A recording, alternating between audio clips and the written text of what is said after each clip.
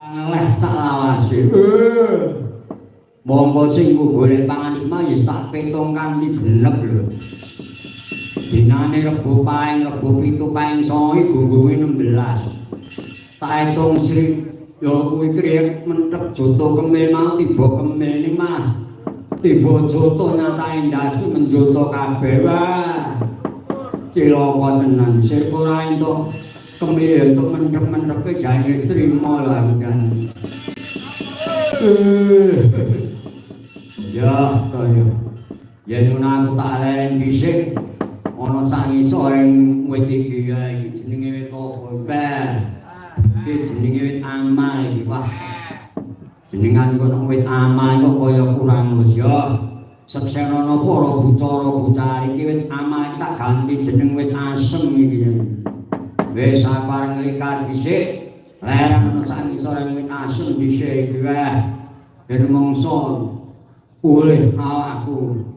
yen kuwi ana bayi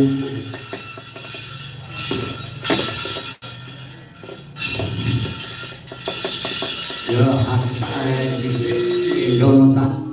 iso ring asmi ya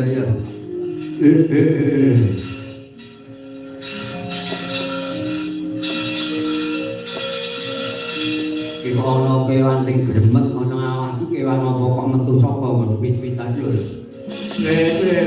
kok dong gremet sing gramang ya apa ngasuh dhisik bapak ngasuh omah ana kewan sing gremet iki nek bangsane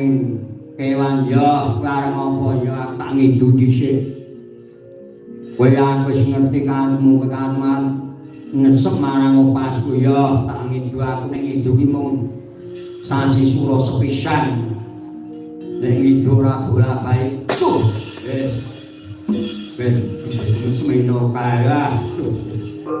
wis iso ngecep karo kasetenyu karo pas uga ngombe wenas padha ngombe juga wenas kene ya kuwi kewan sing padha ngombe buku kuwi